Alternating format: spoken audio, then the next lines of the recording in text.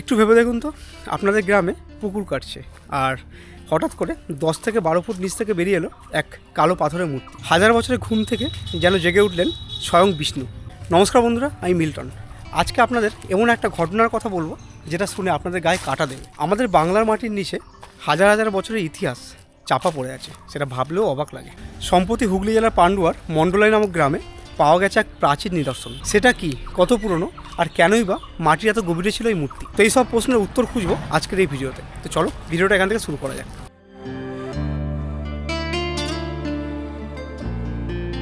তো বন্ধুরা, আজকে জার্নি শুরু হলো আমাদের নিজের গ্রাম তাবা থেকে। আমরা 4 জন বন্ধু মিলে বেরিয়ে পড়লাম আমাদের গন্তব্য মণ্ডলাইয়ের গ্রামের তেলেপুকুর নামক এক জায়গায় সেই অবিশ্বাস্য বিষ্ণু মূর্তির দর্শন নিতে। যাওয়ার পথে বাংলার চিরচেনা সৌন্দর্য, সবুজ মাঠ, বাতাসে দুলতে থাকা গাছের সারি, সেটা দেখতে দেখতে মনটা কেমন হালকা হয়ে গেল। এই পথ, এই প্রকৃতি, এটাই তো আমাদের গ্রাম বাংলা।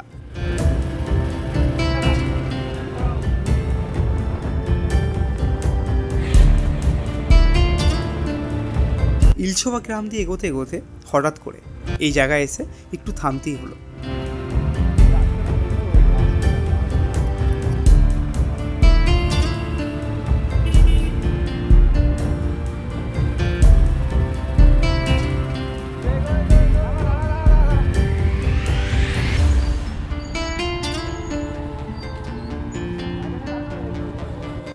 এটা হলো আমাদের ইলছোয়া মণ্ডল হাই স্কুল। এখানে আমার ছোটোবেলার কত স্মৃতি জড়িয়ে আছে। এই গেট দিয়ে ঢোকা, বন্ধুর সাথে দুষ্টুমি করা, স্যারেদের বকুনি খাওয়া, সেই দিনগুলো আর নেই, কিন্তু এই দেয়ালগুলো সেই স্মৃতি এখনও বুকে আঁকড়ে ধরে আছে।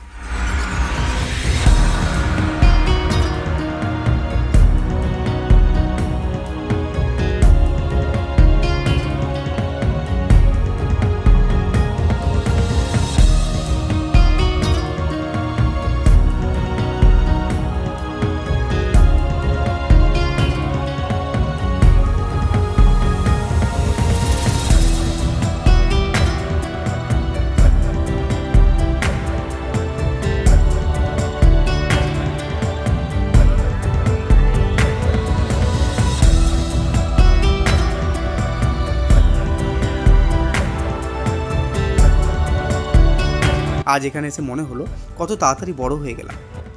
সেই ছোট্টবেলাটা কোথায় হারিয়ে গেল। স্মৃতির এই আঙিনায় কিছুটা সময় কাটিয়ে আমরা আবার এগিয়ে চললাম। সামনে অপেক্ষা করছে আমাদের সেই রহস্যময় মূর্তি, হাজার হাজার বছরের ইতিহাস।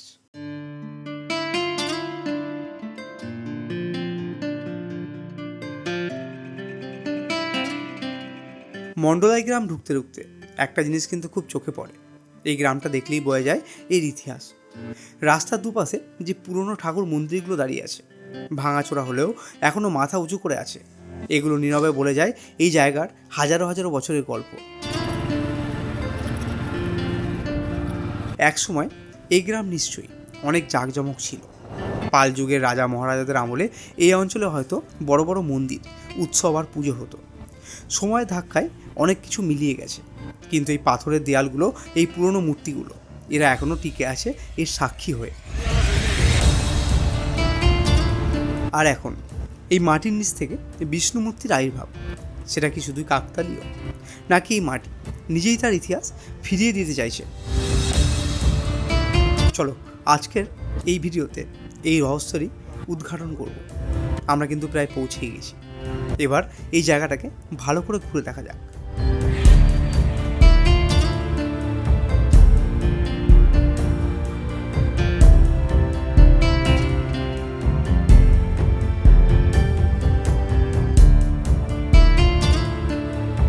घर हमारा एमपी है मध्य प्रदेश। मध्य प्रदेश।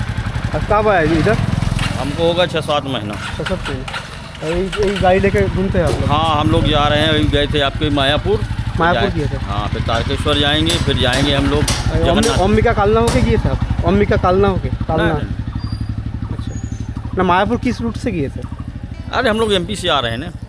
यूपी उधर से इधर? हाँ। अच्छा अच्छा, अब किधर जाना है? अब तारकेश्वर जाएंगे अभी। तारकेश्वर जाएंगे? हाँ, फिर जगन्नाथपुरी जाएंगे। जगन्नाथपुरी जाएंगे। ঘটনাটি ঘটেছে পান্ডুয়ার মণ্ডলাই গ্রামে। গত কয়েকদিন ধরে সেখানে একটি পুকুর সংস্কারের কাজ চলছিল। গত শনিবার সেখানে যখন জেসিবি মেশিন নিয়ে মাটি তোলা হচ্ছিল, ঠিক তখনই মাটির থেকে প্রায় 10 থেকে 15 ফুট গভীরে একটি শক্ত কিছুতে ধাক্কা লাগে। প্রথমে শ্রমিকরা ভেবেছিলেন হয়তো কোনো বড় পাথরের চাই বা পুরনো ইটের স্তূপ, কিন্তু মাটি ছড়িয়ে পরিষ্কার করার পর সবার চোখ কপালে উঠে গেল। মাটির আড়াল থেকে ধীরে ধীরে বেরিয়ে এলো একটা প্রাচীন বিষ্ণু মূর্তি। শান্ত মুখমণ্ডল, 4 হাত, গলায় বনমালা, পায়ের কাছে শঙ্খ চক্র, গদা পদ্মের মতো চিহ্ন।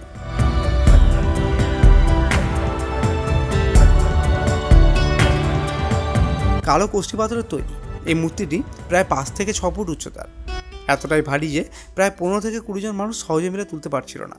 পরবর্তীকালে জেসিবি দিয়ে মূর্তিটি তোলা হয়।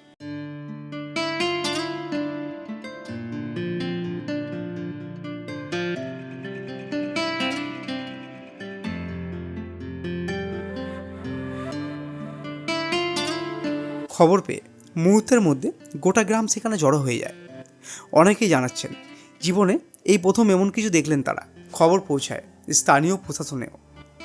এলাকায় হাজির হন প্রশাসনিক কর্তারা। বর্তমানে মূর্তিটি স্থানীয় মন্দিরেই প্রতিষ্ঠা করা হয়েছে এবং গ্রামবাসীরা নিয়মিত পূজা অর্চনা করছেন। এরই মধ্যে আমার সাথে একজন লোকাল বাসিন্দার কথা হলো। চলুন তার মুখ থেকে কিছু শুনে নেওয়া যাক এই ব্যাপারে। তো আমি এখন আছি সেই গ্রামে যেখানে এই মূর্তি পাওয়া গেছে। আর আমি একটা দাদাকে পেয়েছি, লোকালেরই বাসিন্দা। আমি শুনে নেবো দাদার কাছ থেকে কিছু এই মূর্তির ব্যাপারে আর এই গ্রামের ব্যাপারেও, আর যে খনন কার্য হচ্ছিল সেটার ব্যাপারেও কিছু জানবো। তো দাদা, তোমার নাম? আমার নাম রাজেশ ঘোষ। রাজেশ ঘোষ। তোমার এখানেই বাড়ি? হ্যাঁ, লোকালেই বাড়ি। আচ্ছা।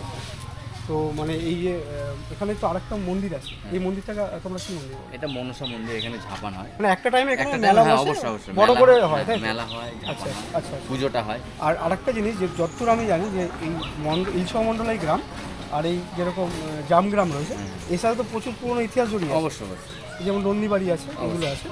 আর এখনই যে হঠাৎ করে যে মূর্তি পাওয়া গেছে, বিষ্ণু দেবতার মূর্তি, তো সেটা তো এই পেছনেই পুকুর থেকে? একদম একদম সামনে এই পুকুরটা রয়েছে। হঠাৎ করেই পাওয়া গেছে? হঠাৎ তাও মানে এমনি মোটামুটি খনন কার্য কতটা- চলছিল। কতটা ডিপে ছিল? মোটামুটি আনুমানিক 10-12 হবে নাকি? আমি যেটা নিউজে দেখলাম আরো বেশি, আরো বেশি হবে। আরো বেশি, কারণ পুরো ডিপ একদম নিচ পুরো থেকে নিচ থেকে তুলেছে। পাওয়া গেছে। আর অনেকটা। মূর্তির ওজনও তো খুব বেশি ছিল। হ্যাঁ হ্যাঁ, একদম। আচ্ছা। আর এটা পাওয়ার পরে তো মানে মোটামুটি নিউজ চ্যানেলে সব জায়গায় দেখতে পাচ্ছি। একদম ভাইরাল হয়ে গেছে। আর হ্যাঁ, আর মানে প্রশাসন থেকেও তো লোক এসেছিল। অবশ্যই প্রশাসনের লোক আর এসেছিল। তাদের কি কথোপকথন ছিল? তারা কি নিয়ে যেতে চাইছে? হ্যাঁ, তারা তো প্রথমে এরকম বলেছিল নিয়ে যাবে। পৌরাণিক একটা মূর্তি পেয়ে তারা সিদ্ধান্ত নিয়েছিল যে মানে সেরকম খুব দামি যদি সেরকম পাথর হয়ে থাকে তো তারা সেক্ষেত্রে ওটা নিয়ে যাওয়ার জন্য কথাবার্তা কি মানে নিয়ে যাওয়ার মতনই হয়েছিল, কিন্তু গ্রামবাসী সবাই একত্র হয়ে আচ্ছা। সেটাকে মানে সাকসেসফুল হতে দেয়নি। আর এখন তাহলে মূর্তি নিয়ে চিন্তা ভাবনা কি আছে? মূর্তি নিয়ে চিন্তা ভাবনা বলতে এটা একটা এনার জন্য আলাদা একটা প্রতিষ্ঠা করা হলো। প্রতিষ্ঠা করে আলাদাভাবে একটা প্রতিষ্ঠা করা হবে। প্রতিষ্ঠা তো এখন এমনি পুজো দেওয়া হচ্ছে। জাস্ট হয়েছে। আর এরপরে একটা মণ্ডপ এনার জন্য আলাদাভাবে তৈরি করে আচ্ছা দিয়ে এটা সেভাবে প্রতিষ্ঠা করা হবে। মানে আর গ্রামবাসী ইচ্ছুক, এটা প্রশাসনের হাতে কখনোই দিতে চাই না। মানে একটা গ্রামবাসীর কাছে একটা খুশির ব্যাপার, এত পুরোনো একটা ঐতিহ্যবাহী জিনিস যেটা এখানে বসে পাওয়া গেল। তাহলে এখানে মোটামুটি গ্রামের সবাই একত্র হয়েছে যে এই ব্যাপারটা হয়েছে। অবশ্যই সবারই মিল, সবাই একই মত। এটা খুব একটা ভালো জিনিস। আর মানে আমরাও এখানকারই পাশেরই গ্রামে লোকালি আমরা মন্ডল স্কুলে পড়াশোনা করেছি। আশা করি তুমিও হয়তো মন্ডল স্কুলে নাকি? আচ্ছা আচ্ছা, যাই হোক। তো আমরা এখানে আসতে পারলাম আজকে দাদার সাথে কথা বললাম।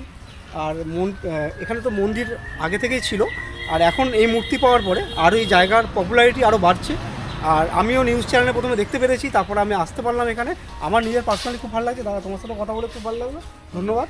আর এবার আপনাদের আমি দেখাবো যে যেখানে খনন কার্য হচ্ছিল, তো সেই জায়গাটায় গিয়ে সেখানে এখনও খনন কাজ চলছে, আর সেখান থেকে মূর্তিটা যেখানে পাওয়া গেছে সেই স্পটটা আপনাদের এবার দেখাই। তো চলুন ভিডিওটা জুড়ে রাখুন। আর এরকম আরও কিছু ইতিহাস যেটুকু আমি জানবো, যেটুকু পারবো আপনাদের বলতে, আপনাদের আমি বলার চেষ্টা করবো। তো চলুন ভিডিওটা আরও কন্টিনিউ করুন। তো এটা হচ্ছে সেই মন্দির এলাকা, যেটা পুরনো যে মন্দির, আর তার পাশেই যে একটা মন্দিরের জন্য যে আর কি পাশেই রুম আলাদা ছিল, তো সেখানে কিন্তু এখানে ঠাকুরটা রাখা ছিল। আর এর পাশে রয়েছে একটা বট গাছ, সেরকম খুব সুন্দর একটা লোকেশন রয়েছে। আর এর পেছনেই পুকুর আছে। আর আমি যখন পান্ডুয়ার যে ভিডিও করেছিলাম, মানে সিমলাগড় যখন ভিডিও করেছিলাম, তখন কিন্তু আপনারা যদি ভিডিও দেখে থাকেন তাহলে দেখতে পাবেন যে এখানে কিন্তু দাঁড়িয়ে আমি একটা ভিডিও করেছিলাম, তখন এখানে পুকুরটা খুব সুন্দর লাগছিল দেখতে। আর যদি পার্টিকুলার সেই ভিডিওটা না দেখে থাকেন তাহলে আমি আই বাটনে দিয়ে রাখলাম, আপনারা সেটা দেখে নিতে পারেন। তো আমরা এখন যাচ্ছি সেই যেখানে খনন কার্য হয়েছিল সেই জায়গাটা দেখার জন্য। চলো ভিডিওটা এখান থেকে কন্টিনিউ করি আর তোমাদের জায়গাটা দেখাই।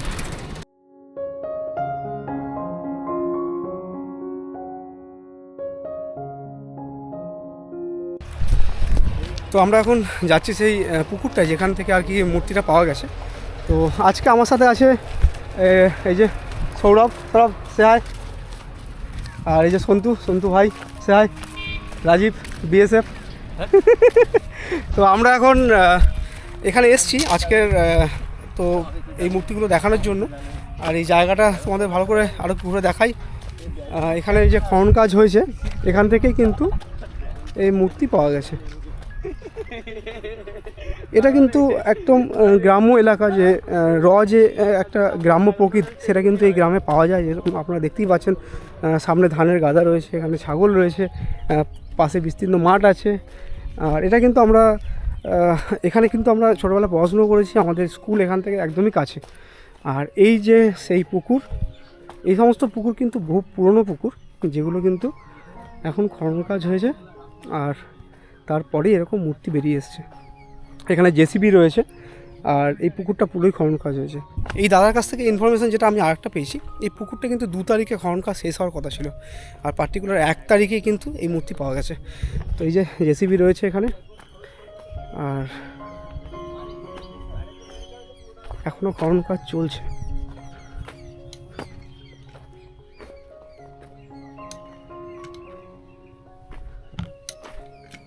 দাদা মূর্তিটা কোন জায়গাটা পাওয়া গেছিল? মূর্তিটা কোন জায়গাটা পাওয়া গেছিল? এই নিচটাতে? এদিকে যাওয়া যাবে না, প্রচণ্ড মাটি নরম আছে।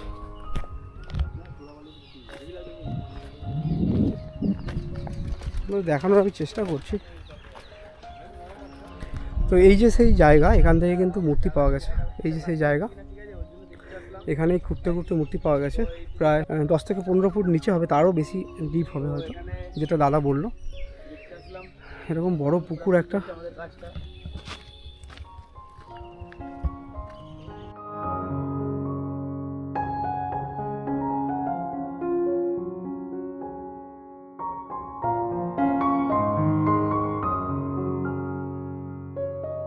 মাটির গভীর থেকে উঠে আসা এই বিষ্ণু মূর্তি এখন শুধু ধর্মীয় আস্থার প্রতীক নয়, এটি আমাদের সমৃদ্ধ ইতিহাস ও হারিয়ে যাওয়া সভ্যতার এক জীবন্ত সাক্ষী।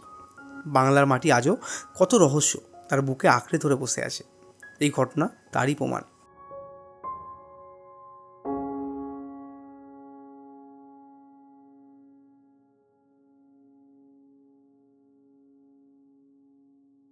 তো এখন সবচেয়ে বড় প্রশ্ন হচ্ছে, এই মূর্তিটা কত বছর পুরনো? প্রবীণ গ্রামবাসীদের মতে এই ইলছুয়া মণ্ডলের গ্রামে অনেক এরকম পুরনো মন্দির ছিল, যেগুলো সময়ের সাথে সাথে আস্তে আস্তে অনেক কিছু ধ্বংস হয়ে গেছে। ইতিহাস বলছে পাণ্ডুয়ার এই অঞ্চল গুপ্ত বংশ আর পাল বংশের সময় হিন্দু দেবদেবীর পুজো অর্চনার মেন কিন্তু আরাধনার কেন্দ্র ছিল। সেই হিসেবে এই মূর্তি কিন্তু 800 থেকে 1200 বছর পুরনো হতে পারে। তবে সঠিক তথ্য জানতে এখনও পুরাতত্ত্ব বিভাগের তদন্ত শুরু হয়েছে, দেখা যাক কী আপডেট আসে। আর সেরকম যদি আপডেট আসে আমি কমেন্ট সেকশনে আপনাদের দিয়ে দেবো। বিশেষজ্ঞরা মূর্তির গঠন, পাথরের কোয়ালিটি আর এই খননের সমস্ত বিষয় নিয়ে রিসার্চ করবেন, তারা আরও বৃত্তান্ত তারা ভালো করে বলতে পারবেন।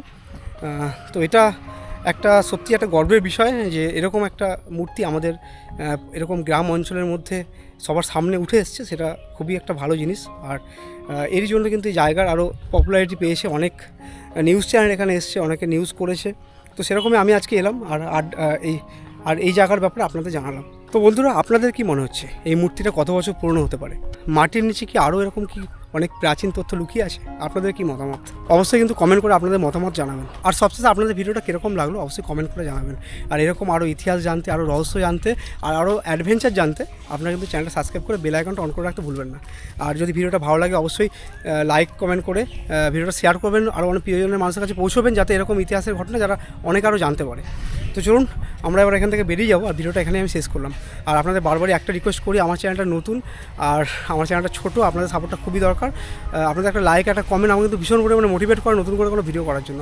তো আবার কথা হবে, আবার গল্প হবে নতুন কোনো ভিডিও, নতুন কোনো জায়গায়। ততক্ষণ আপনারা ভালো থাকুন, সুস্থ থাকুন আর আমার ভিডিওর অপেক্ষা থাকুন। চলুন টাটা, বাই বাই, টাটা।